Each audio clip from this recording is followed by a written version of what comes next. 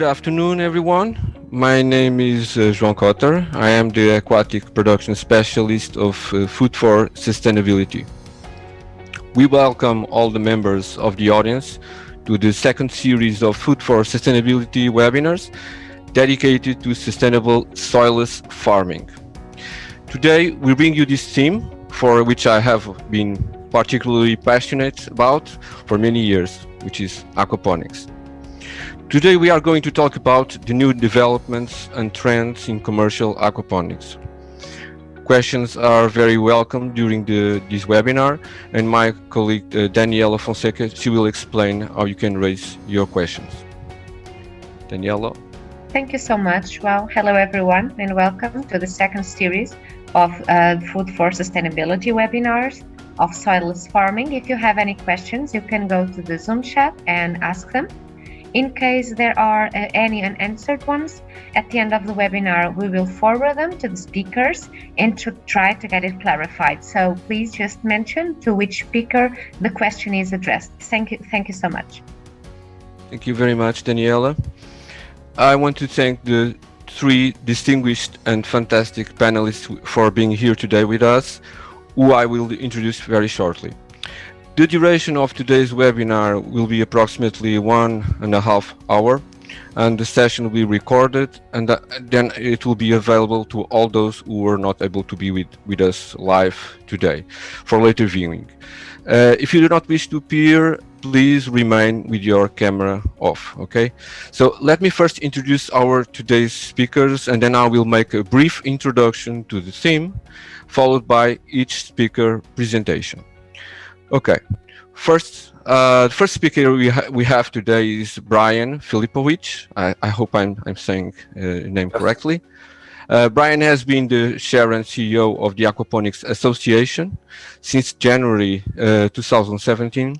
And Brian also founded and operates Anacostia Aquaponics DC.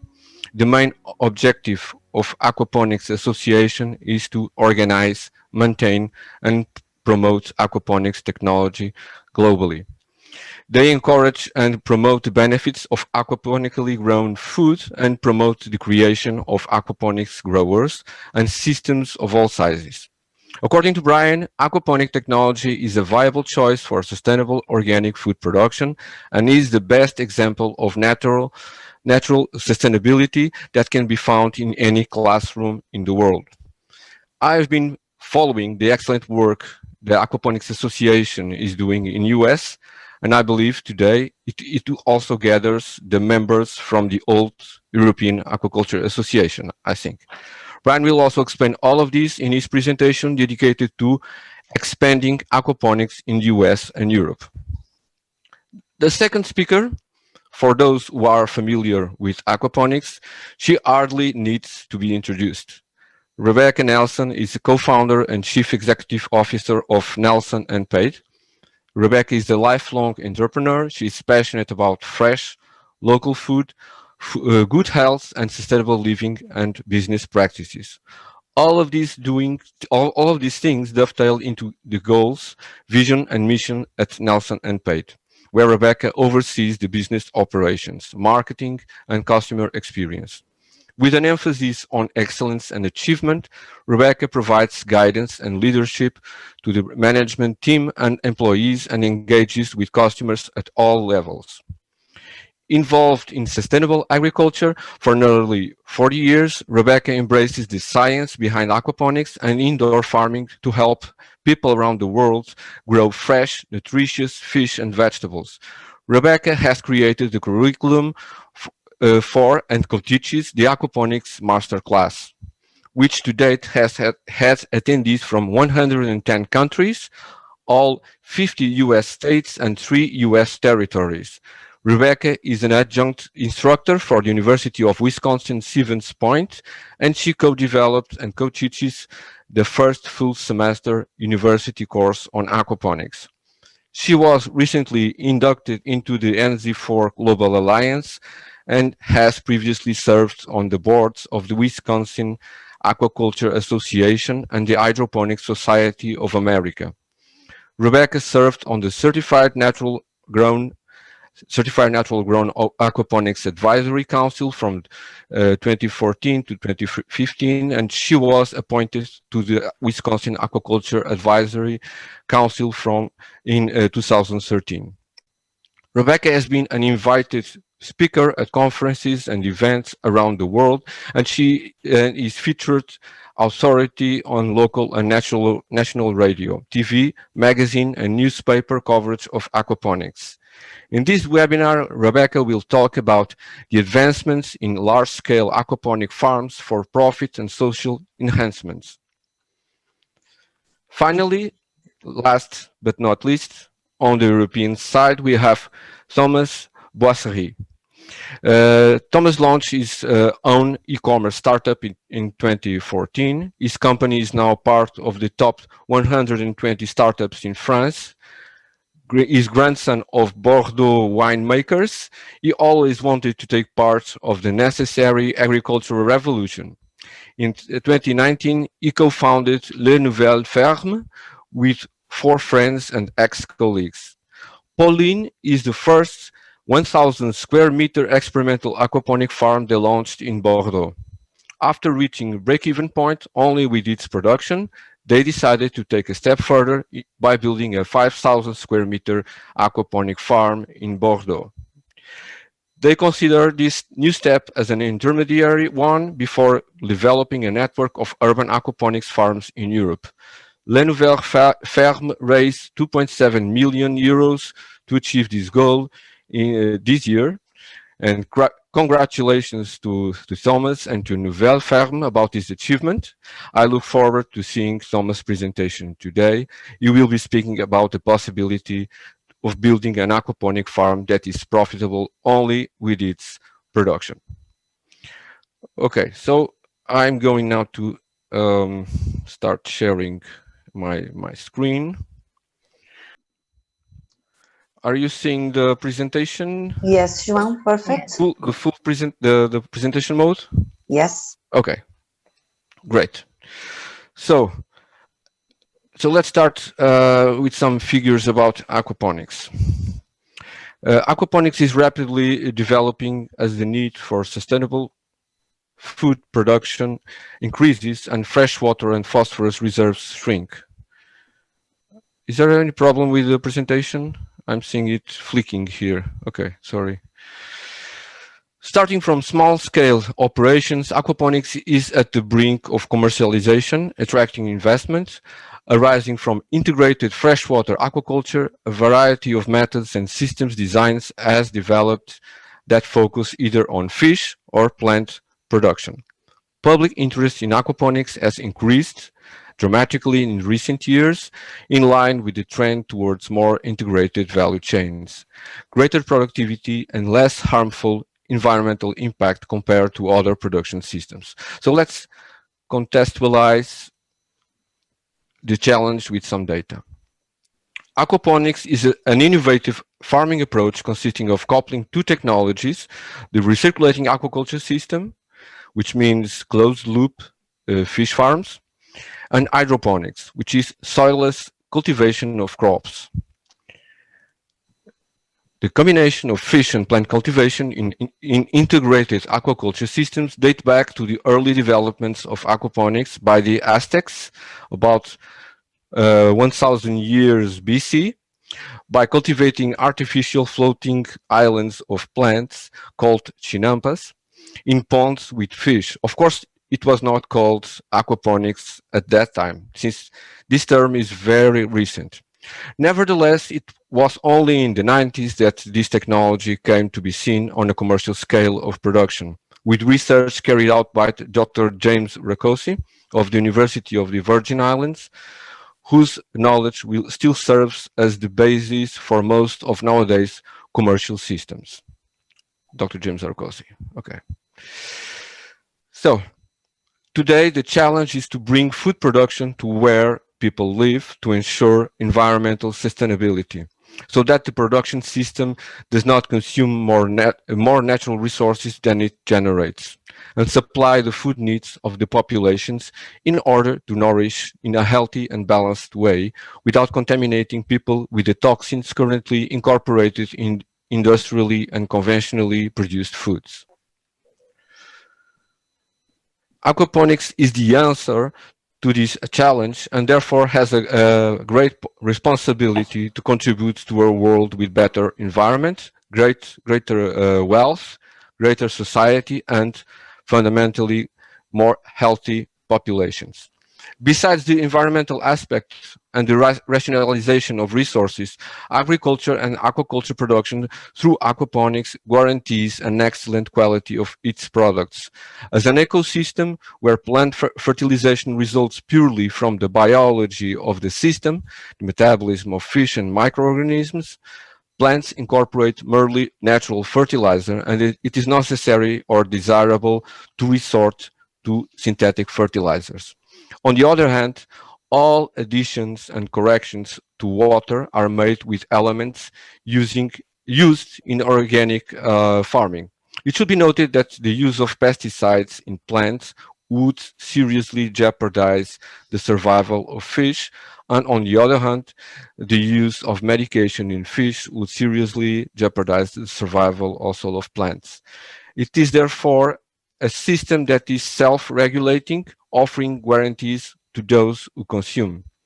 Obviously, I'm talking about balanced closed-loop aquaponics systems and not decoupled aquaponics systems. Unlike soil cultures, because aquaponics is carried out in a closed, controlled environment, both plants and fish do not incorporate heavy metals or other contaminants considered to be hazardous to health, such as certain pesticides and herbicides.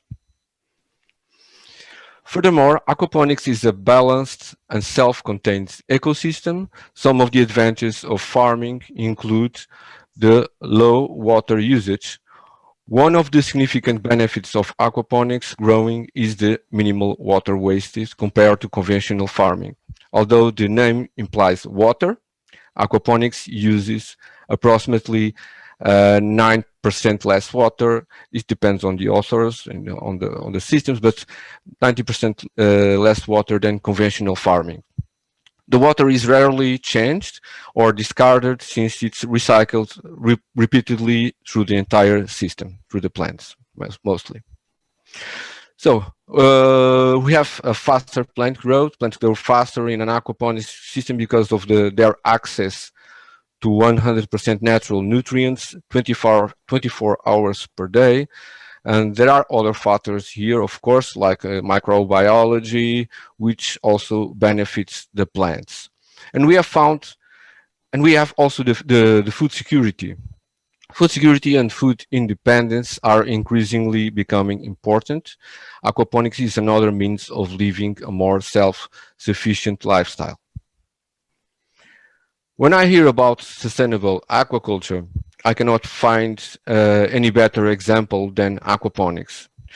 We have minimal water wasted compared to conventional farming, with no effluent discharge. Even the solid waste coming from the filtration system can be used as rich compost for organic agriculture. Since it is a self-contained recirculating system, we do not need to have harmful pesticides and chemicals, so it's fully natural. Also, aquaponics farming does not require farmland with fertile soil, which can be taken by local biodiversity and natural ecosystems. Aquaponics can be done successfully on any kind of land, having a small footprint, even in a rooftop, a parking lot, or an old abandoned warehouse. Lastly, it has the added advantage of having two sources of income. For a commercial farmer, aquaponics offers two streams of income, both fish and vegetables, and both in US and in Europe, we are quite deficient in seafood production in view of our growing domestic demand. It is probably one of the best examples of applied circular economy, the farm-to-fork strategy, and also food sustainability. Recent studies point to an annual global market growth of 12.9% in the coming years. being expected to account for 55 billion US dollars by 2027. It's not, in fact, negligible, and it shows great potential. Just to finish, where there are market differences found between USA and Europe regarding aquaponics development. In the last years, we have seen Europe become significantly prosperous in terms of research and publications in this area. However, with regard to private initiatives and productive investment, European aquaponics is still lagging behind, with few initiatives and several failures. A transformation to this reality should be appropriated and enabled by European policymakers and local governments through shaping policies and demolishing current barriers. In this context, the current impossibility in certifying aquaponic plant production as organic is an example of an unfair institutionalized trade barrier to the development of aquaponics in Europe. On the blue economy side, aquaponics is rarely pointed as a sustainable solution for aquaculture by the policy makers. At this level, in both of these examples I am citing, the USA is one step ahead of Europe. Policy change must become inevitable if we want greater urgency in developing a self-sustaining food system for EU nations. But we want to give a view from those who are operating in these markets and being successful. In this webinar, we will address success cases from both continents and bring you the global perspective from the business association, from the industry. So I will remove my presentation. Okay.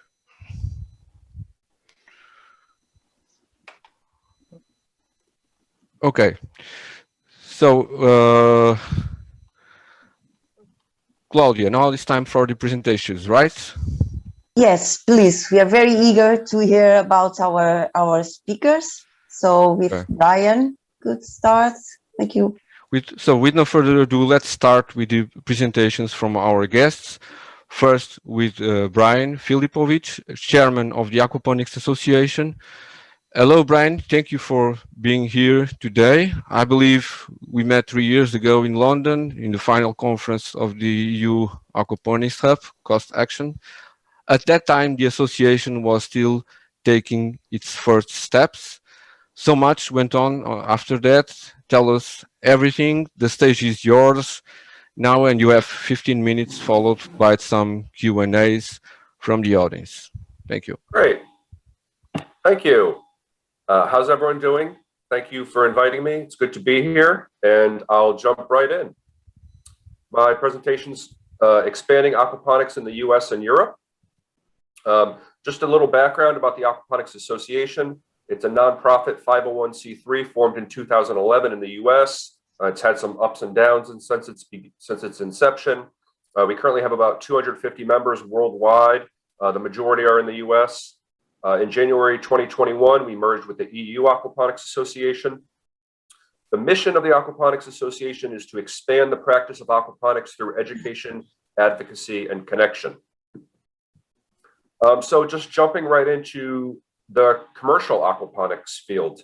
There's not great data on the total size, currently not great data on the total size of the aquaponics market.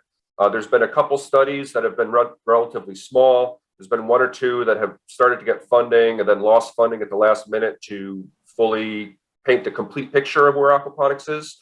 But we still there's a need for better data. We are seeing, and since the inception of commercial aquaponics, there have been notable failures. There's a few reasons for those, and that is a drawback. But we are seeing the continued emergence of more and more large-scale, well-funded aquaponics farms across the US, starting to pop up more in Europe as well. Thomas is here, as we know. And then from the EU aquaponics textbook, it stated that aquaponics will continue to need public support before it's fully adopted in a commercial setting without the need for any external support. In the US, People consider Superior Fresh the largest commercial aquaponics farm. They're continuously adding. I think their greenhouse is even bigger than 3 acres now. 99.9% water reuse, 3,000 pounds of sushi grade salmon per week, and 1.5 million pounds of leafy greens per year. I would say there's about maybe between 5 to 10 other large commercial farms that maybe could start to rival Superior Fresh's size. But again, it's anecdotal evidence. It's not complete, and it's always changing. There have been some small studies. A 2017 study from Virginia Tech, and I think Thomas's presentation is going to be on this a bit. 3/4 of commercial aquaponics farms have to do something besides selling just fish and plants for their commercial operation, meaning that, there's not a lot of farms that are able to do it just by selling the fish and plants. And I do think that needs to change if commercial aquaponics is going to succeed in the long term. And then this was another finding from that study about where most commercial growers' revenue comes from. An interesting finding is that only 11% on average is from the fish. And whereas 2 revenue streams can be a positive, it can also be a drawback because you have to be good at both the production and the marketing and the sale of vegetables and fish, and those are pretty distinct activities. And you see other farms have to do classes, tours, equipment sales. But then in terms of revenue, the plants are the biggest driver of revenue for commercial farms. Most of the fish being produced for tilapia. Tilapia is the most common fish because it's the hardiest and it's very good at converting feed into protein. It has a very low feed conversion ratio. But I do think this is going to have to change for commercial aquaponics to succeed, partially depending on what climate you're in.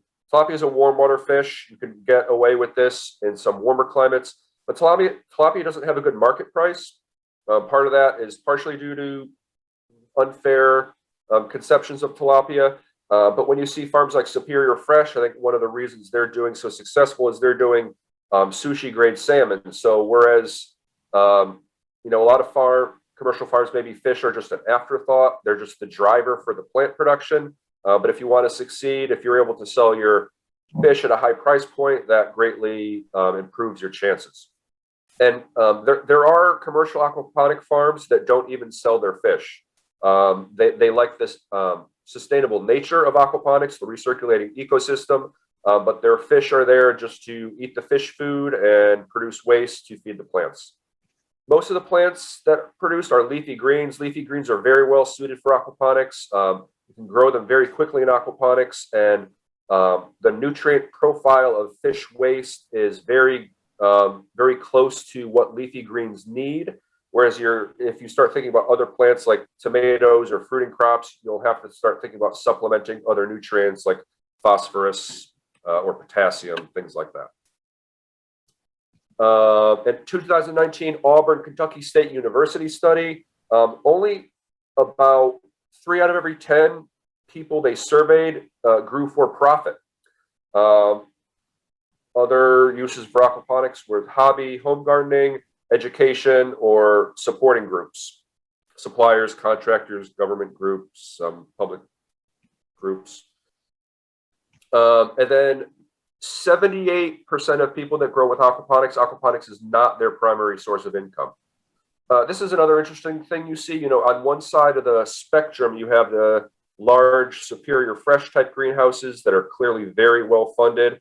But then you also have another type that's like mid-career converts, kind of like me, or small growers that just start aquaponics, and they start at the other end. They start to grow from more of a DIY level. They start to scale up to where they're maybe just big enough to start selling to some farmers markets, and maybe they consider advancing from there. But there's kind of 2 sides to that commercial spectrum. There's the very large, well-funded guys, and then there's the people that are starting small, less technologically advanced, and they're gradually working their way upwards. These are some numbers about the sales. This is a small sample size, and I think these charts kind of show what I just said.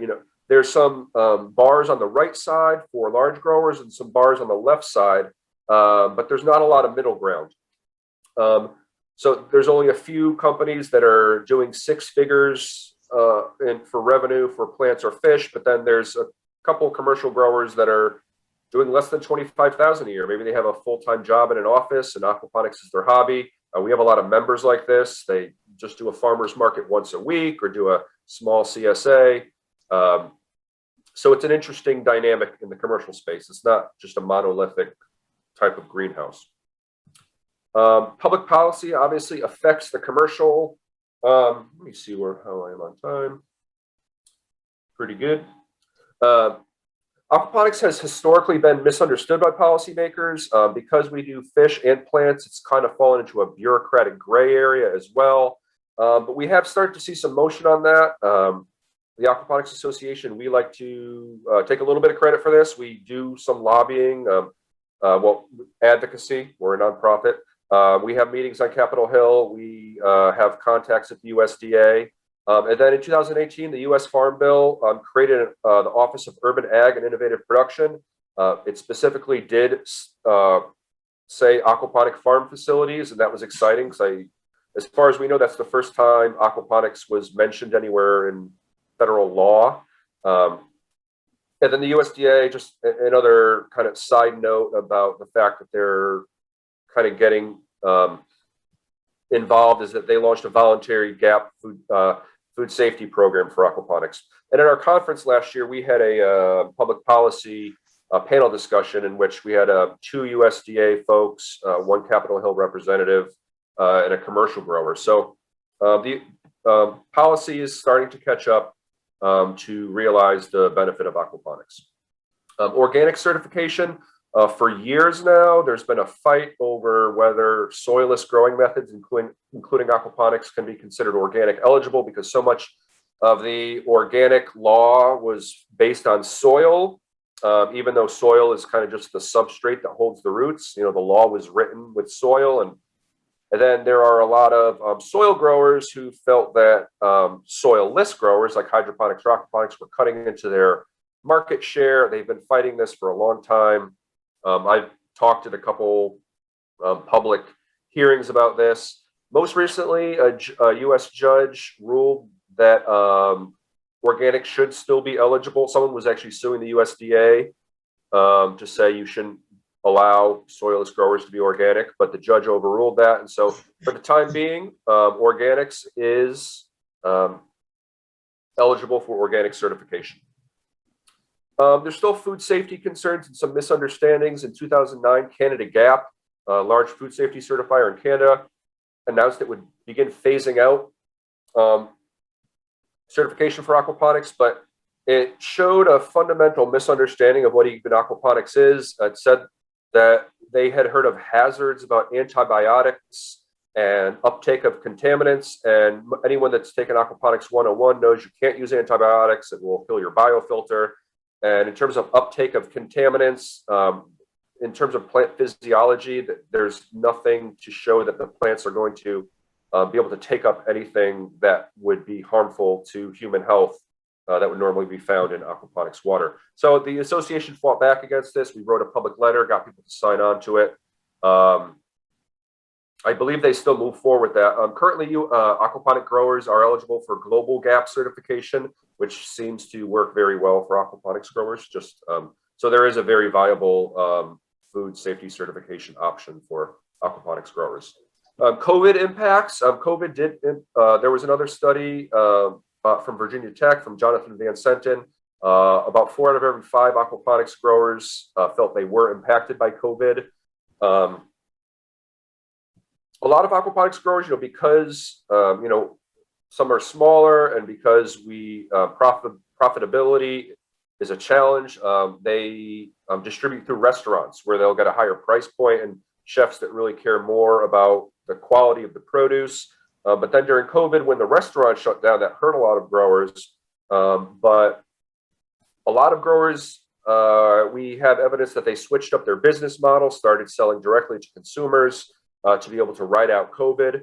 And then on the quote unquote positive side, we do seem to have picked up some interest, and we hear this from a couple people that COVID has increased people's interest in local, reliable food. They kind of see, okay, we're not going to be able to, in the U.S., 90% of our fresh produce comes from Southern California. That's probably not sustainable going forward into the future. People are going to have to rely on more local food.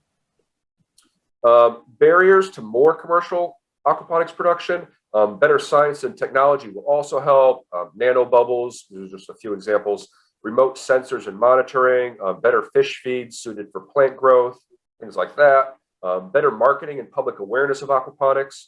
We've had evidence, heard from people that some of the larger growers that there's still some hesitancy from retailers to sell aquaponics food because they're afraid about consumer safety or food safety or consumer perceptions. And we still get a lot of people asking, is my lettuce going to taste like fish poop? And it's not. But this is something that we do have to deal with.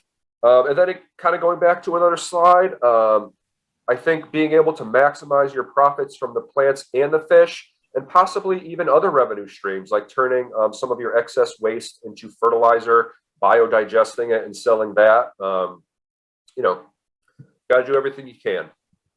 And then this is something I talk about a lot personally, and that is that our global economy, for many reasons, but this in particular, it's very screwed up. We have all these hidden costs of agriculture that are not being incorporated. Here's a quote from the Union of Concerned Scientists. Industrial agriculture is currently the dominant food production system in the United States. It's characterized by large-scale monoculture, heavy use of chemical fertilizers and pesticides. Our industrialized food and agriculture systems comes with steep costs, many of which are picked up by taxpayers, rural communities, farmers themselves, other business sectors, and future generations. When we include these externalities in our reckoning, we can see that this system is not a cost-effective, helpful, or sustainable way to produce the food we need. So, we have this ultra-sustainable way of growing, but we're allowing growers to keep growing unsustainably and dump costs down the river, into the air, into the future. And this is just another example of people saying something along these lines. This gentleman, I found a TED talk of his. He says, is organic food too expensive or is conventional food too cheap? And we have to start realizing, especially as our population grows and these costs start mounting, that, we're hurting the sustainable growers by allowing these unsustainable growers to keep doing this, keep growing with monoculture, tons of petroleum produced fertilizers, tons of pesticides. We can't do it if the world population is going to reach 9 or 10 billion in the next few decades. I want to quickly talk about aquaponics outside the commercial sector because that's where a lot of it is, and there's a lot of overlaps between all the different sectors. Nonprofits and philanthropy. Here's Mississauga Food Bank in Canada using aquaponics to supplement the food they're able to feed the community.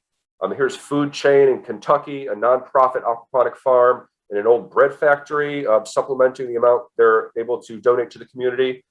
We have partners like Aquasol International that goes around the globe to build aquaponic systems to supplement the diets in developing nations, because aquaponics is great because it's not only plants, you can help people with their plants, with their vegetables and their protein with an aquaponic system.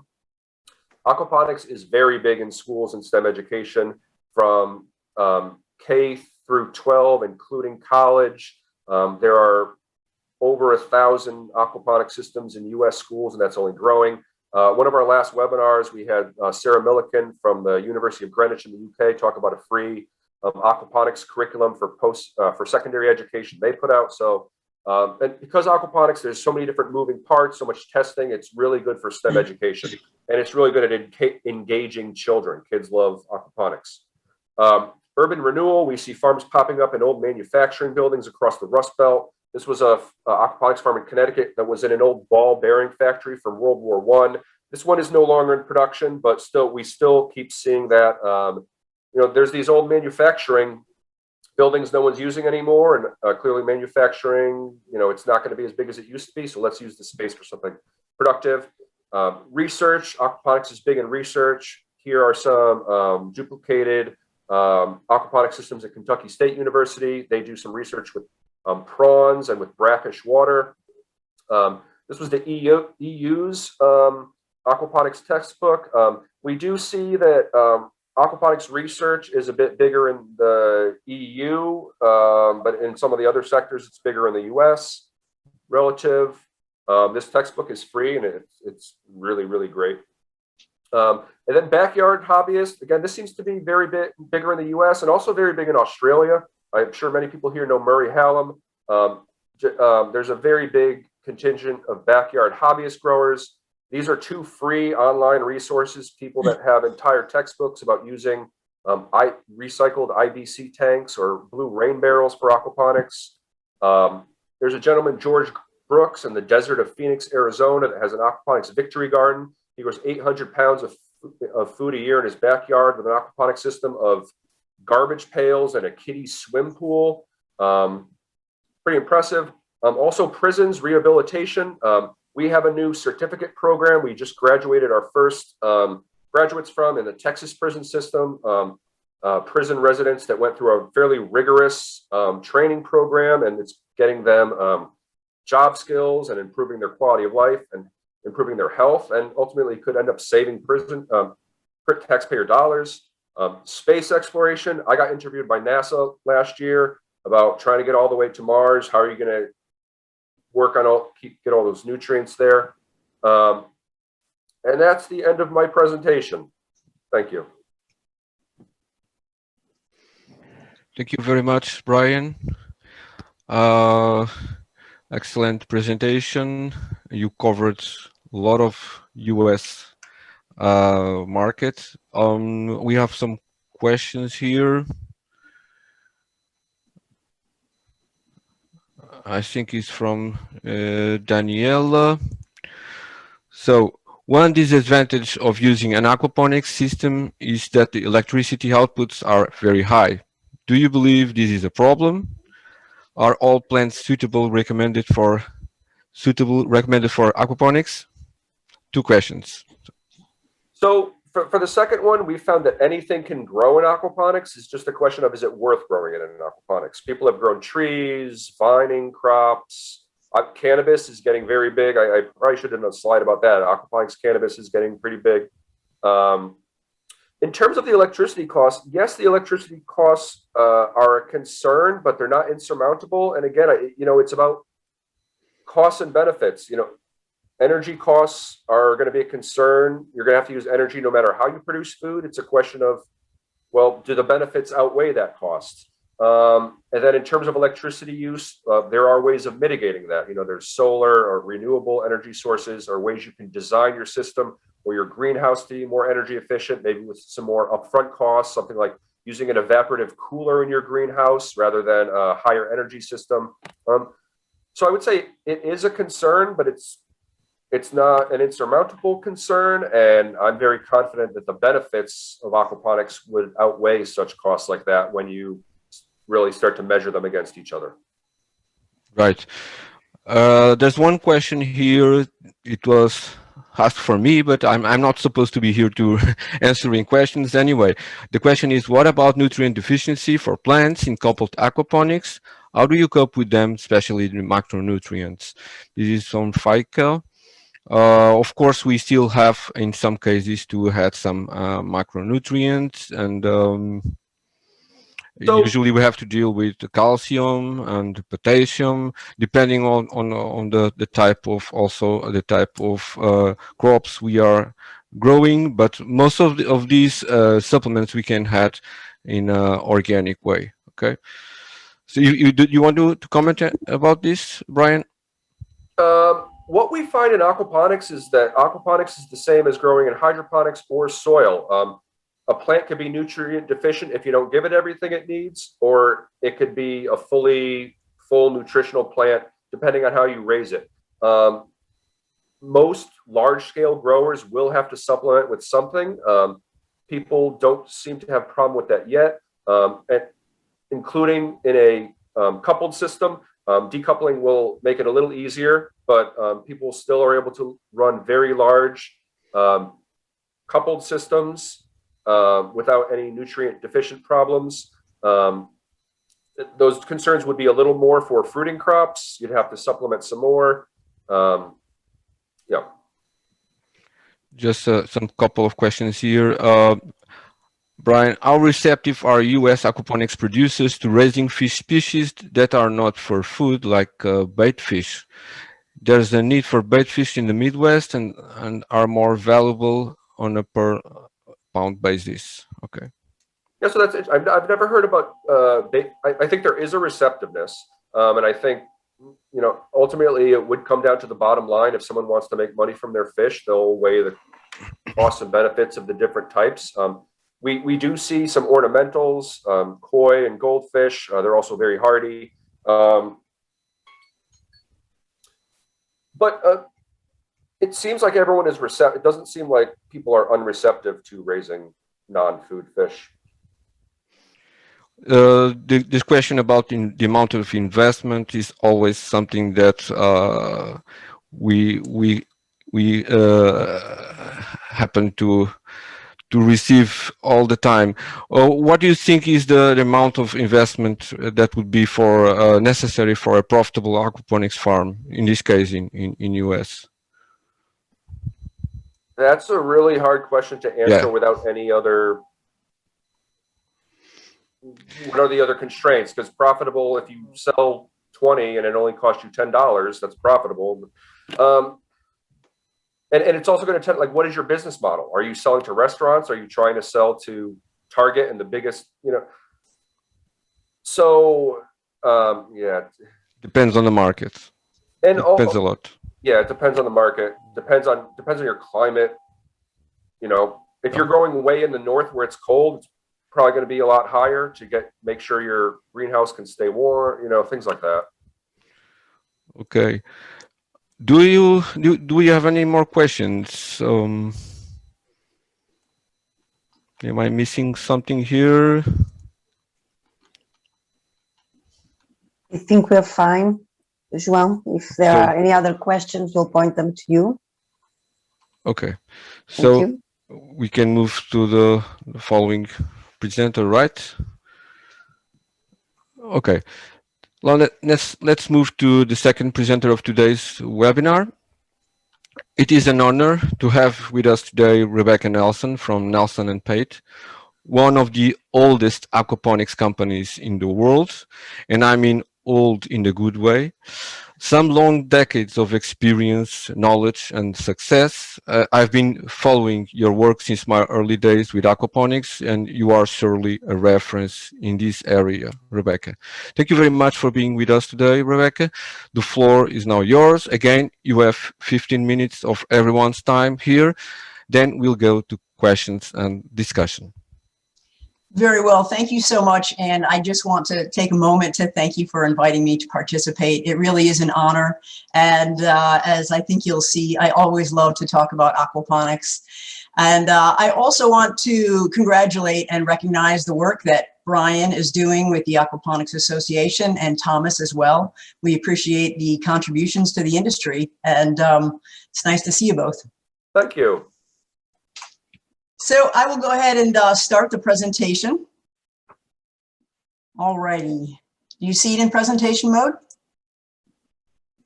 Are good? Yes. Yes. Okay, great. So I didn't make a real long presentation. I wanted to keep it manageable and then also open up some time for questions. And I knew the other speakers would have great content. I will just briefly introduce you to our company and a little about our history, which kind of gives you an idea of our background. As Joe had mentioned, we've been doing this for a long time, and our interest and our goals for Nelson & Pate are always go back to our love of fresh food and wanting to share that with people.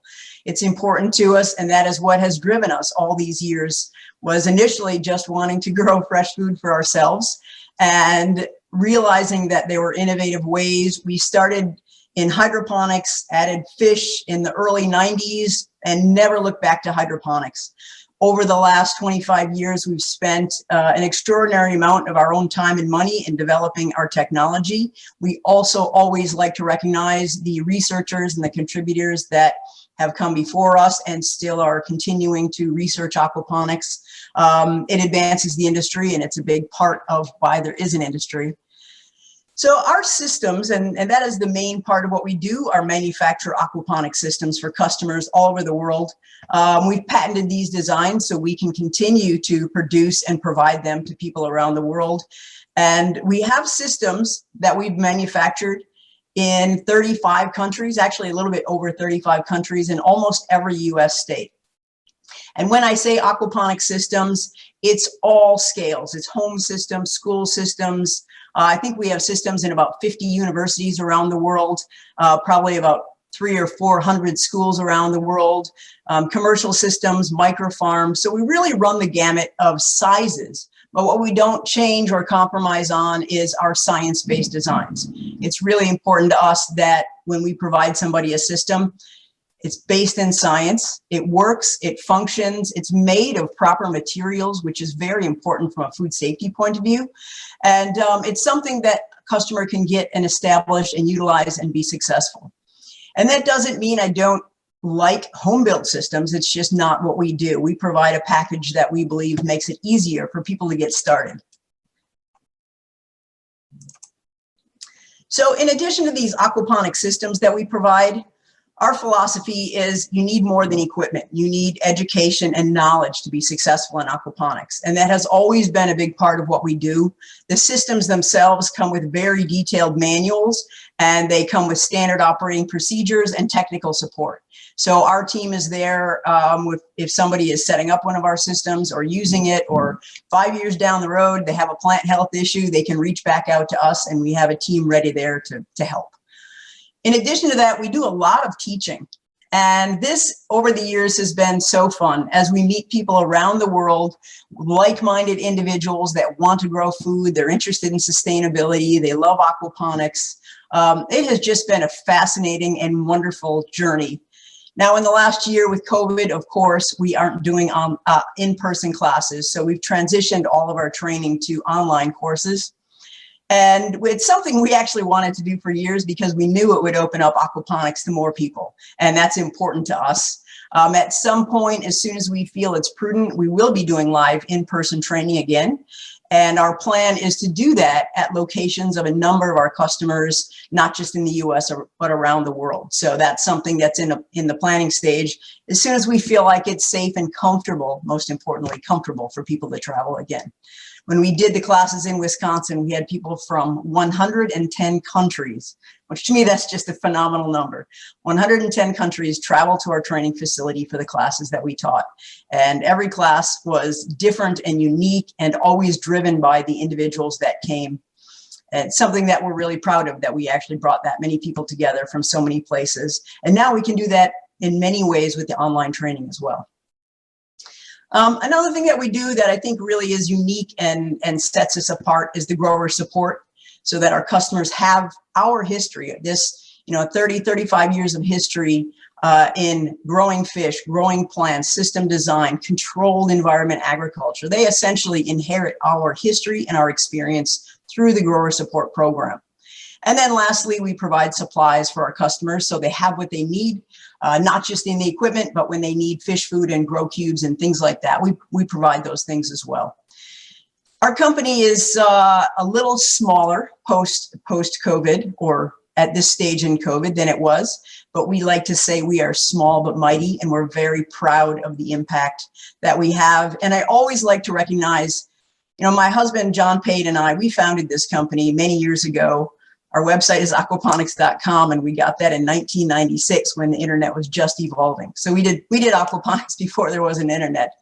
But most importantly, the point I want to make is that it isn't John and Rebecca that's Nelson and Pate. It is an amazing team of people that we have that are passionate and skilled and incredibly bright, that help us do what we do every day. And really, they get an extraordinary amount of credit, and we love them all dearly. They're awesome. So that's just a little bit about our company. As I think everybody in this group knows what aquaponics is, the combination of raising fish and plants. I like to refer to it as raising fish and plants for food and profit. Because depending on what your motive is, you're raising food, and that may be your end goal if it's a social project. And profit can be measured in dollars or food. So it's just kind of when I quickly refer to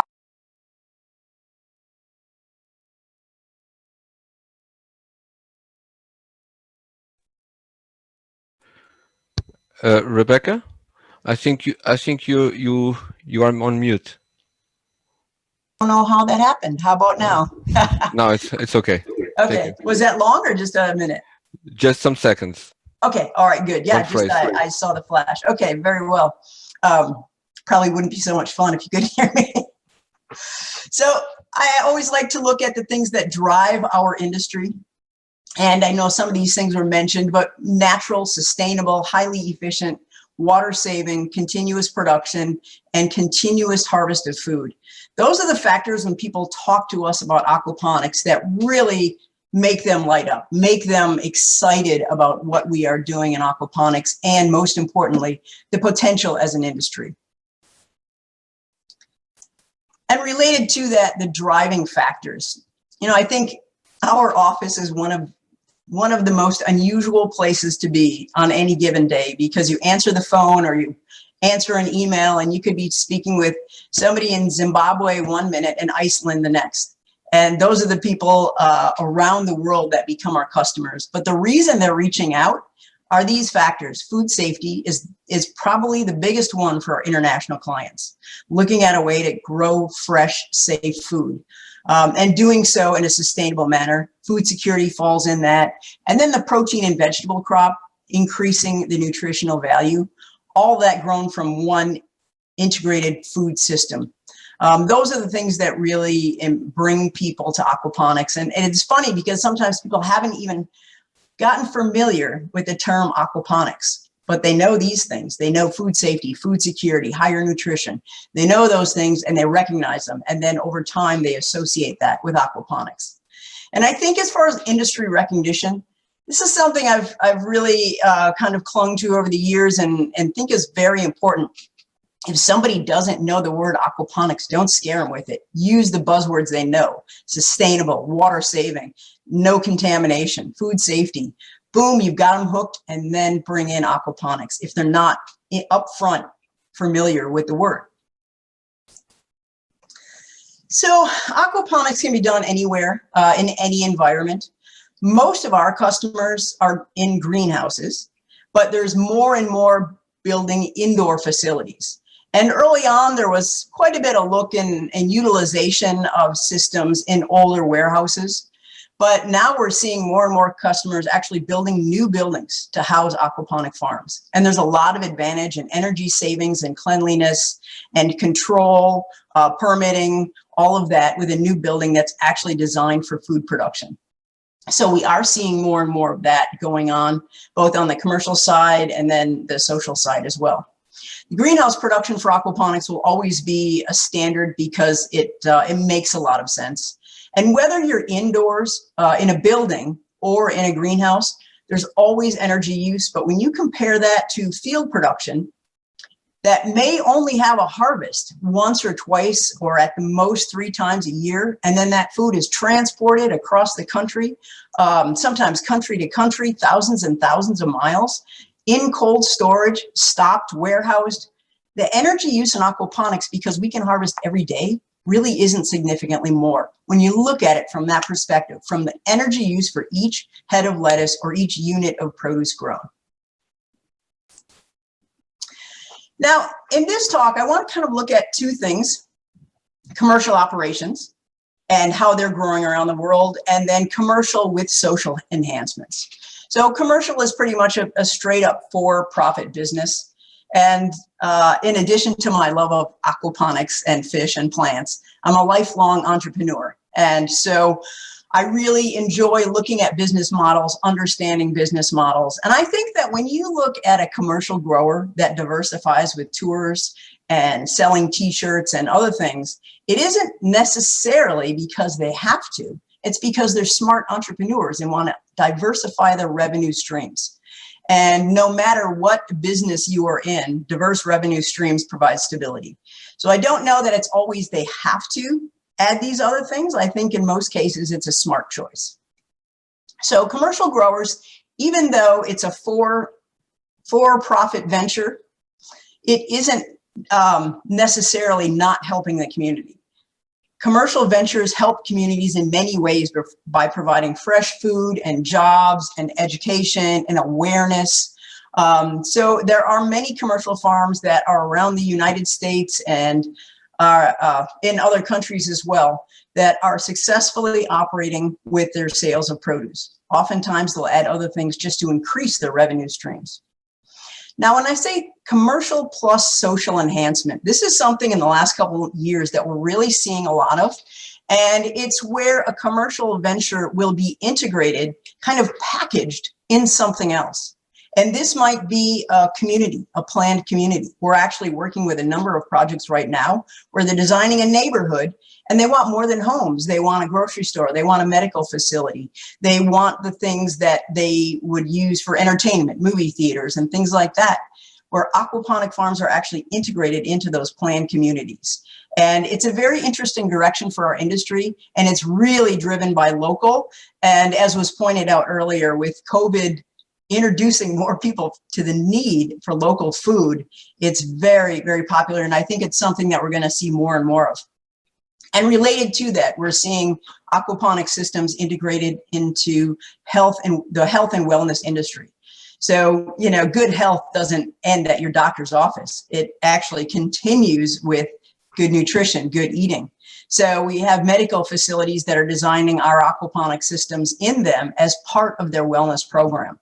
And I think that is really a great thing to see and demonstrates how the nutritional advantages of aquaponics can really help a person with their health and wellness. And then lastly, office complexes are putting in aquaponic systems as well. And even some of our customers that use our systems in related industries, they're setting up aquaponic systems for fresh food for their staff. So providing a salad bar as part of a lunch program at a business headquarters is, again, something we're seeing. It's very diverse, and they are all different segments of the commercial aquaponics side. And we have customers at every level: home, school, university, social, microfarm. But with this talk specifically about commercial aquaponics, I wanted to touch on some of these variations of the commercial side of the industry. And I'll just introduce you to two farms that I think are very kind of trendsetters and where we're at in our industry today. So this is Doug Wood of 302 Aquaponics.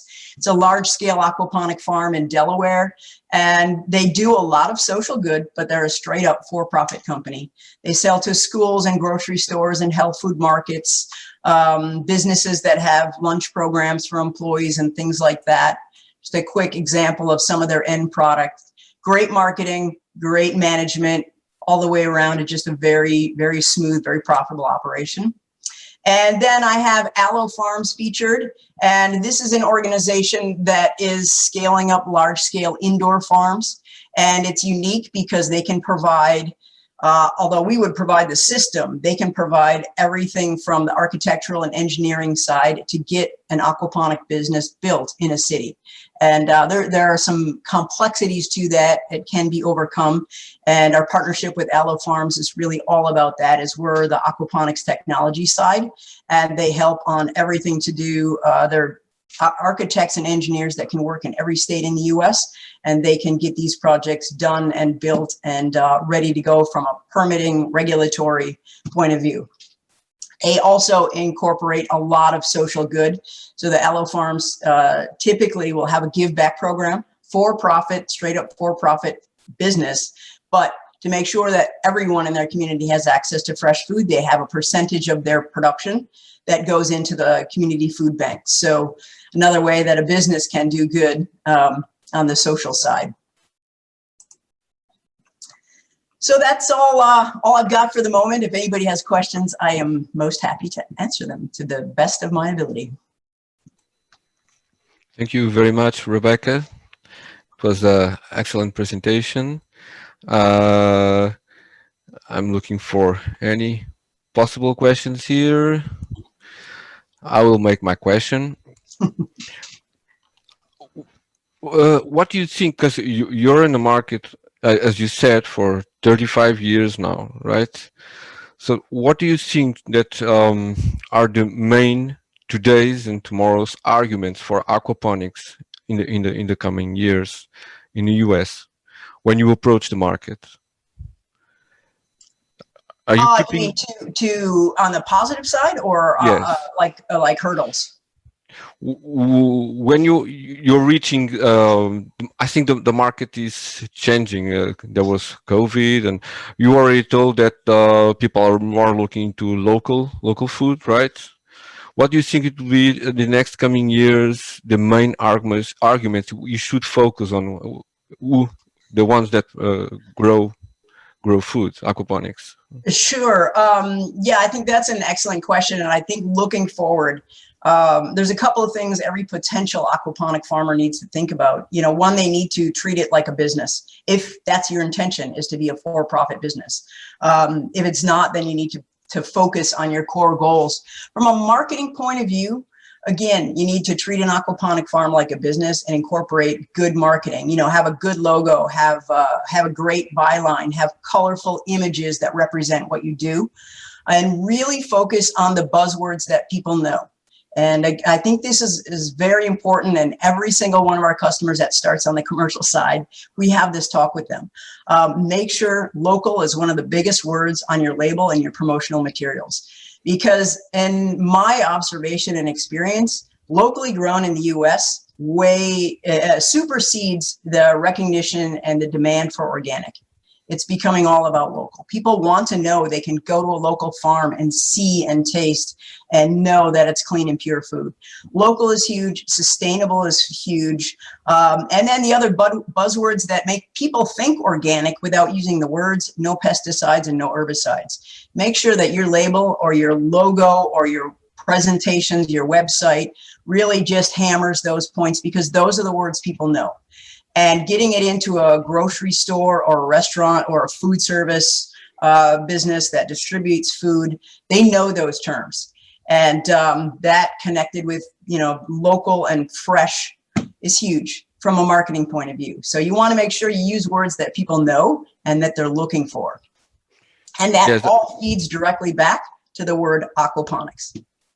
Yes, I believe so. Local has been mainly in US a very important word for food. I think it now starts to be also something important here in Europe, but I think it is still in the beginning. We have more questions here from Hamish Cunningham. Rebecca, thanks. Do you think automation assistant tech can make much difference to the field? To make it simpler, perhaps? I definitely think there is room for a great deal more automation than what most growers are using at this point. You know, some of it is quite simple, just video cameras in the greenhouse. You know, when we're operating and you can just look on your smartphone and see the fish swimming and the air bubbling and the water running, there's great comfort in that. There's other areas of automation that I think we don't need to invent. We can repurpose from other industries. So if you look at the hydroponics industry, just the horticulture industry, the way they move plants, plant racking, plant trolleys, anytime you can reduce labor, you're way ahead. But in the end, in aquaponics, you need somebody there, and you need somebody that can observe the system and just make sure everything is working as it should.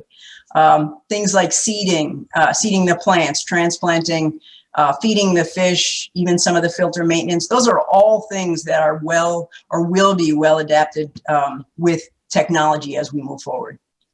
Totally agree. We have another question here from Gonçalo Amorim, which is our Food for Sustainability chairman. Hello, great overview of the industry. You stressed the science-based approach to aquaponics. Can you make comments on any science-based projects on the subject?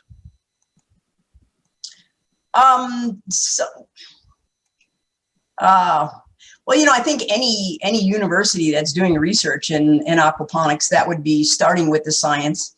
And one thing that we've been really happy to see over the last 5 to 10 years is scientists taking aquaponics to a new level. There was many years early on when research kept proving over and over that aquaponics worked, and now it's going to a much higher level, and we're very glad to see that. I think, in my opinion, as far as research in aquaponics, the most important thing that will continue to happen is a better understanding of the beneficial bacteria, because it's these bacteria that create the nutrients we need to grow plants. And the better we understand these individual bacteria and the role they play, not just in creating nitrogen, but every other element you need for plant growth, the better we understand them and you identify them through DNA. They all have a name and a classification and a job in an aquaponic system. The better we understand those bacteria, the better we can create habitat, and the better we can customize the nutrient balance in our aquaponic systems. I have here two more questions. What do you think, which fish is good to grow with plants that have high nutritional requirements in coupled systems, especially from cold water fish? Well, it depends a little bit on where you are in the world. But you know, the salmon are definitely an option as a cold water fish. In Wisconsin, where our company is based, they've done, with University of Wisconsin, Stevens Point, we did about 5 years of research on walleye, which is a cold water, freshwater fish. And, you know, both the salmon and the walleye are, you know, they're carnivores, so they eat fish. They need a very high protein diet, which has a higher production cost. But as far as a diversification in cold water, they would be options. Another one that I hear discussion of is Arctic char, but I don't know that anybody's taken it far enough, even in aquaculture, let alone aquaponics yet. But the potential is there. Okay, from Victor, he wants to know if you're willing to cooperate with research institutions that use aquaponics as a basis for research. We have been collaborating and working with research institutions and researchers since the early 1990s. Absolutely, we're always open to discussion and advancements in the industry. Okay, last question. In a commercial aquaponics, what should be the capacity and the density of water need of fish we need per square meter? So it's a technical question. In fish tanks, of course. Sure. Well, you know, we actually answer that question by going all the way back to Dr. Ricosi's original research. Yes. But to figure out how many fish go in the tank, you really need to bring it back to the amount of fish food going into the tank, because that's what's driving the system as a whole. So in his early research, what was published was 50 to 60 grams of food per square meter of plant growth in a wrapped system. Now, we've had a lot of variations of that in our research over the years. Depending on the plant, the 50 to 60 grams, and you can even go as low as about 30 grams per square meter of plant production on leafy crops. You need upwards of 80, 90, or 100 for fruiting crops like tomatoes. But the fish food input is always the driver to answer that question. Once you know that, then you've got your stocking densities figured out. And if we had more time, I could go into more detail, but if Sure. they also would want to just email me, I can expand on that. Yeah, you should invite everyone for a course for your training sessions.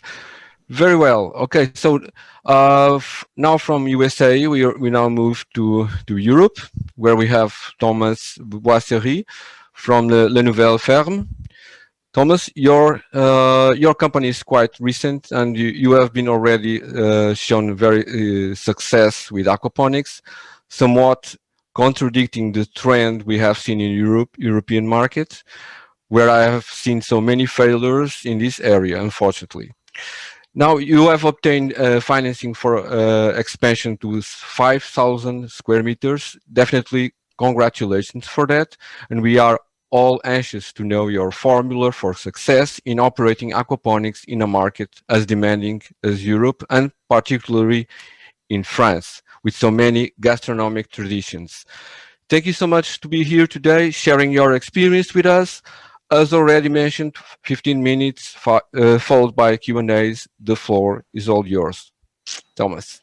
All right, thank you, João. Thank you, Brian, for this presentation and all this data, because we lack of data when we talk about aquaponics. So that's great. And Rebecca, I'm glad to meet you, because if aquaponics was a family, I guess you would be my mom. So I'll try to share my screen if I can. I think it should be this. And if I do this, does it work? Do you see anything right now? Yes. It's okay, great. So I was really really a good pupil because you sent me five slides, so I respected 5 slides. Only pictures on it. What is key about what I wanted to share with you is a major topic, I guess, regarding aquaponic farms is how can we be profitable only with our production?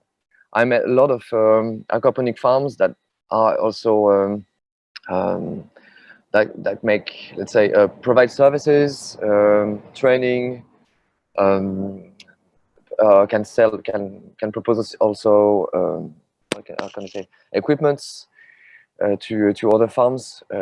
Our goal is to be productive. By the beginning of the 20th century, most of the European cities were surrounded by farmers like providing fruit and vegetables for the city. They were really nearby the cities, so they were harvesting and the very same day you could find these fruit and vegetables in the center of the cities. But Europe today is like 75% of the population lives in cities, so we are urban, and this urbanization has eaten all these small lands that were used to be focused on providing food for the cities. So let's say that we try to say that we are the grandsons and granddaughters of these old farmers, city farmers that have been disappearing for the last few decades. So I will try to find out. I'm not sure there is a secret sauce, but I will share it with you. And please ask questions and tell me that I'm wrong, because most of the time I am. Let's see what we can do. Just who we are. So we are called a very French name, Les Nouvelles Fermes, the new farms. We are 5 people. I'm myself, I'm Thomas. I'm a 38 years old fruit and vegetable lover. Sorry for the shades, because we are in the farm right now, and it's kind of sunny. You can see it. It's growing, fortunately. But we are 5. But there is something that appeared, like when you eat an apple today, compared to an apple from the 1950s, you almost need like 5 apples to get the same nutrients, vitamins, mineral salts. This is because of intensive and open field agriculture. And then we have been impoverishing the soil for these last few decades. As a consequence, the soil is just a place to put more chemicals in it, inputs, and more structural productions for our farmers. It's a big cost for them. So in France today, 50% of the farmers would go bankrupt without the CIP. It's a European subsidies. So furthermore, agriculture is responsible for 24% of GHG, the gas that provokes the climate change. So all these stated, let's think again about this sector I love, because my grandfather used to be a winemaker, as we are in Bordeaux right now. So aquaponics is kind of a solution. It's not the solution, but it's part of the future agricultural mix, I guess, because we won't do cereals, we won't do potato even we can actually, but it's not profitable. So let's think that aquaponics can be part of this mix. Nevertheless, to expand aquaponic farms, I think that each one of them has to be sustainable. When I mean sustainable, it means profitable. So can we make it, and how? So as you see here, we are a team of 5 people that try to 5 friends that used to work together, and we want to create the first urban aquaponic farm network in Europe. Each one of us has a goal. We want to pick up 5 main challenges to reach break-even in aquaponic. On the first left, it's our land hunter. Is called Edouard. He's trying to find out land opportunities in France and in Europe. The second one is Paul. Paul is our ecologist engineer. Cotter is trying to gather aquaponic knowledge through studies, obviously, through test and learn a lot, and also through a network of captors or small machines, air and water. And so then we can gather more data, and maybe tomorrow we can be smart about aquaponics. Myself in the middle, so I'm the talent recruiter and the coordination of the team, and we need coordination, definitely. Laura is the sales and communication, because we need to explain to the people that there is not only industrial agriculture or organic food, there is also a third way for that. And we spend a lot of time trying to explain that to the people. So I do agree with you, Rebecca. We need to get more in details into that. We don't use pesticides and these kind of things. We are not lucky in Europe because we are not organic right now when we talk about aquaponics. But I hope maybe one day this will change. And last but not least, on the very right, it's Clément, is our profitability hunter. So Clément is our administrative and financial director, and this kind of job is very important if you want to develop tomorrow a network of profitable aquaponic farms. So right behind me, you can see Pauline is our first farm based in Bordeaux. It's our experimental one where we have made a lot of errors, and we keep on doing it a lot. When you make errors with rainbow trouts, it can be terrible. I'm not only talking about the death of few of them or just the poo that you can get on your face or these kind of things.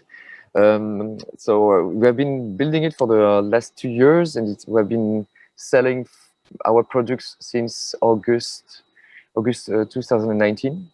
And we didn't really communicate about and talk about this farm outside, because we really wanted to make our errors by our own without having like cameras on us crying because it doesn't work. We actually get out of the cupboard few weeks ago, because we are now profitable on a 1,000 square meter and paying the salary of a three-member team here. So based on the knowledge and the experiments we have been doing in the last few weeks and months in this farm, we are now ready to get a new farm, a larger one, 5,000 square meters. So to explain that it's still a small market in Europe. It will be the second largest aquaponic farm in Europe with 5,000 square meters, also here in Bordeaux. So we raised 2.7 million euros to build this farm, and after that we hope that we can open 5 farms at the same time in major French cities in 2023. And we hope so we want to be humble, but we want to be bold at the same time, that we can open 100 farms in the next 10 years in Europe. So let's cross our fingers, and that's our big prototype, 5,000 square meter prototype will work. So let's talk about profitability. State of the art, état de l'art in French. Successes and failures. I wanted to talk about it because I think that there are failures in Europe, and about farmers was a kind of a shock for me, because they were at the beginning of my thoughts about starting in aquaponics. They were kind of a model for me, and then I realized that when they go bankrupt, that maybe we should rethink what should be the future of aquaponics. Maybe there is not one way, but the way they chose was kind of ambitious, high-tech, high investment as well, and high prices. And there was a huge article about the lessons they've got from this experience, and it was really good, because mainly it was prices that was the big issue for them, like the prices of the product they wanted to sell on the market. Then you got Superior Fresh. Superior Fresh, you talked about that, Brian, Rebecca. Let's say compared to Superior Fresh, we are really a small fish. So this is very large scale, high tech, high investment. They chose salmon, and I think it's a good choice indeed. And they focus on polyculture as well. I think it's a good idea too. But at the same time, they heat, they use artificial light. So that's pros and cons that we can choose in this, and it's more about values in here. than really a good or a bad way to do aquaponics. ECF farms, I don't know if you know them. They are based in Berlin mainly. They do monoculture. They mainly sell basil that you can plant in your garden. Relatively small scale, high tech. I kind of like them, but at the same time they practice heat as well, and artificial light sometimes. And in the end, my small chouchou, we say in French, I pamper them. It's Ouroboros Farms. I don't know if you know them. They're based in California, in Half Moon Bay. And let's say they are kind of a model for me. They are relatively small scale, so really close to the markets, mid to low tech at the same time. They practice polyculture. They are also service provider, of course, because they do trainings, these kind of things. But it's still high-end prices. Maybe the future of aquaponics, this is what we actually try to forecast. It would be to try to provide to the public at large products, healthy products, but at a fair price. So let's say if you compare this, what is the secret sauce of all this? Recette magique. What about size? So I want to talk to you about what we chose. We think we want to go for, let's say, a mid-size farms. We won't go more than 5,000 square meters because it's big enough to get to cut costs. For example, the greenhouse you see behind me, just the structure itself costs around 80k euros, while 5 times this size is just 2 times the price. So then you can maybe get a better model about it. But at the same time, as we want to be close to our markets, more than 5,000 square meters, it's difficult to find land that is close to the market. So because we want to decarbonize our delivery, for example, so every delivery is done by bike. If you are 50 kilometers far from the city, it's getting complicated, or you have to be really sporty. So this is more the choice that we made. Let's see if we can prove it in the end. Low tech versus high tech. I think that here there is a choice to make, definitely. The choice we made is more between low and high tech. Let's say light tech. I don't know if it does exist, but we try to reduce as much as we can the cost of a farm to 250 euro per square meter. This is the target we want to reach and stay on this. So 250 euro square meter. About knowledge and data management, we say that a good farmer is a farmer that gets experience because he knows year after year, he made a lot of tests, so he knows he capitalized on all this data. So in the end, he can forecast things. So let's say that part of the secret sauce is being smart about it. Get a smart data system to keep on accumulating this data to make sure that you can get a good response to any climate change, any disease you can get in your greenhouse. Humility and test and learn.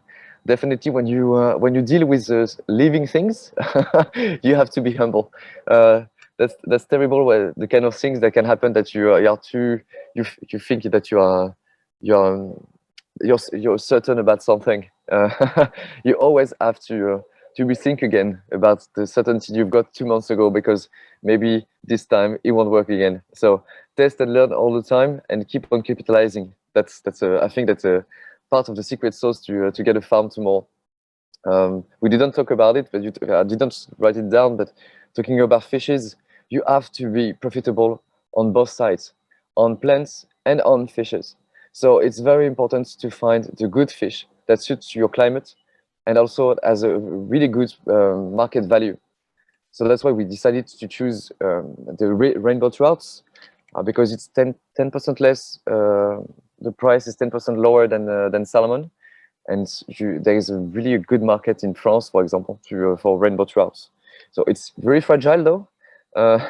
It can be hard to handle this kind of small beasts, but when you when you start handling it, understand how they behave and how the environment they need, then it starts to be kind of interesting. Light and heat. What I said before, I think it's a matter of choice. We decided to get greenhouses without this, without light, without heat or climate or air conditioning, and we only sell seasonal products. That's our the value we chose. But I think that's, as you said, Brian, before, cost and opportunity. Let's see how it goes with you. And in the end, continuous improvement. Because it's still a brand new agriculture for Europeans. So it's very important to share things. We 3 researchers follow us continuously and we make tests with them for the INRA. It's the French National Research Institute, and we try to keep on improving all the time the equipment, the climate in the. Sorry for the noise. It's just because we are really close to the high-speed trains. Goes from Bordeaux to Paris. It's okay. And so we always try to improve equipment, techniques, packaging, marketing, varieties of plants we use.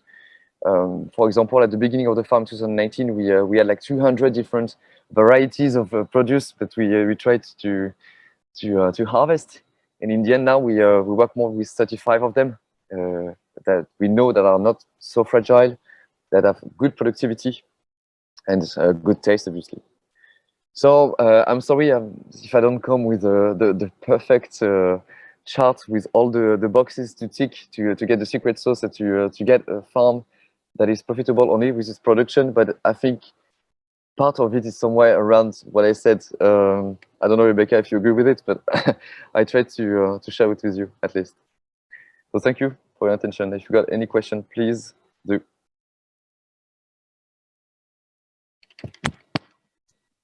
Thank you very much, Thomas. It was very refreshing to see for me, a more realistic point of view regarding aquaponics in face of the recent past we had in Europe, when you talked about urban farmers and all the associated technology and the high prices. I would like just to, before going to the questions in the chat, if you could point just a few challenges and lessons that you have taken from your farm, Pauline. And you can go a bit technical if you want. What would be some of these great lessons you just point me some? You don't need to be very thorough. That you got from this experience from this farm. The biggest lessons I got, you mean? Yes. Well, if you could choose just maybe 1 or 2 lessons you got from your big errors, maybe. Yeah, I say that we always focus on plants or fishes, but bacteria without them, you ruin all the system and you get nitrogen everywhere. No nitrogen, but ammonium. After ammonium, but before nitrate. Nitrate. Nitrate. Well, you get that everywhere, and you panic and you cry, and so you really need to focus, also to think of a good environment for your bacteria, because then there is a scale reaction everywhere, mainly among your trouts. So this is a muscle, actually. But your biofilter is a muscle. You always need to train it. Always need to train him. Whatever happens with the fishes, you always keep in mind that your bacteria needs to be trained. Yes, you're right. Another one maybe. It's good to get beautiful farms, but stay focused on the products. You get high demand. The demand, you have to be demand driven to make sure that you provide the needs of your market. We wanted to do a lot of aromatics and these kind of things, but I've got like great competitors that can do it better for a less price. So so let's also focus on demand, and I think that's very important. And in the end, watch out with all the people who try to come to you and want to organize visits or want to get trainings, who wants your experience to build another farm somewhere else. Always stay focused on production. So sometimes just stay in your corner, do what you think, even sometimes you walk in the darkness, but stick on this and focus on what you can produce, because first you are a producer, you are a farmer, so that's your main goal. And in the end, I don't know, be surrounded by people that are smarter than you. It's always challenging, but to realize that you're a moron in aquaponics, but at the same time, it's a good point, because as I said about continuous improvement, you can always find a way of doing what you do faster, with less effort, with less cost, and always keep on improving all these small things that makes in the end a model that you can replicate. Because I think that's what we have to do now. We need to change agriculture as we think, and aquaponics can be part of it. But we need. I think that the world it sounds like a Miss Universe discourse, but the world needs aquaponic farming as part of the response for agriculture. I agree with you. So we need to be good on this. Very well. One question here: how much fish production and plants production per year? I believe it is regarding your current farm, Pauline. And if your farm is decoupled, and what temperature you keep your rainbow trout? That's one issue, very important, because of the special requirements of trout, right? That's a technical question. No, we are coupled. We can do both when we got an issue with the heat of the water. So this can happen between June and July. But after July, we stop.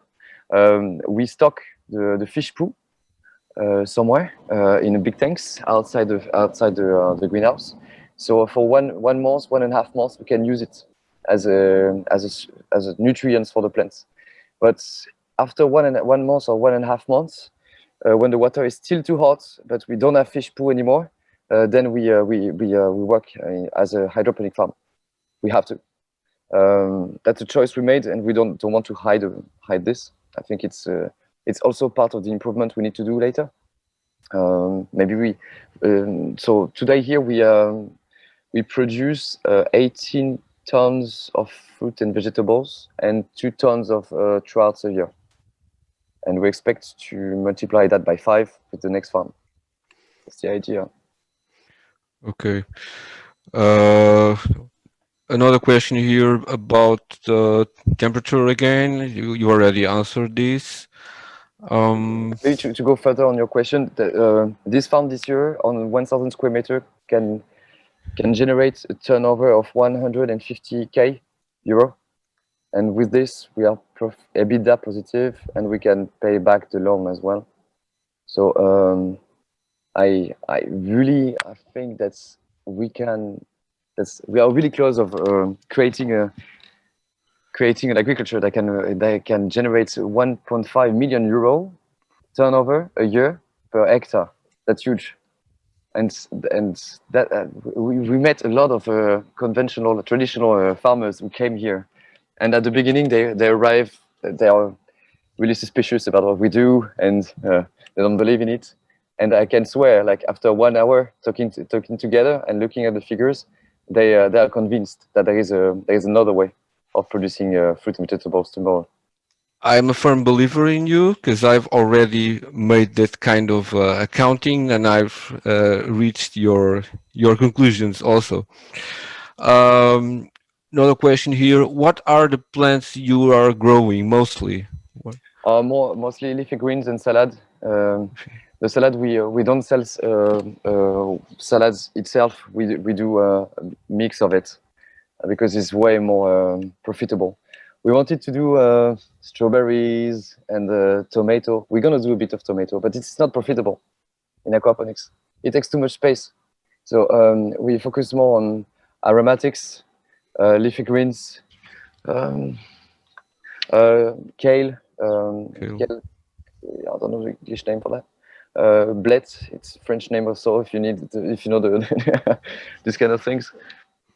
And we transform our fishes as well. We we smoke our trout, and we do also trout pâté. It's gorgeous, and this is where you can find more margin. So we don't do the transformation ourselves because the certification is too complicated to get with such a small farm. But in the end, I think that it's also part of the mix. You have to think about it. Yes, you should think in other ways to diversify your offer, of course. And the pâté of trout is excellent, an excellent option. Very well. I don't think we have more questions here. So if no one has any more questions, I would like to thank all our guests to be here today. I will pass to Claudia, if Claudia is here. I'm here, João. I was following you. Yes, I was following you really, really closely. I think you had a wonderful panel, very, very interesting. And just to let all our audience know that João is also cooking a very nice webinar for next week. This time more focused on hydroponics. So we'll be here next Thursday at 4 Lisbon time. And once again, thank you so much to the 3 speakers for being here, for all these inspiring examples. And I wish you all the best of luck, and see you all next week. Thank you, João. Thank you, Rebecca. Thank you, Thomas. Thank you, Brian. Bye-bye to everyone. Thank you. Bye.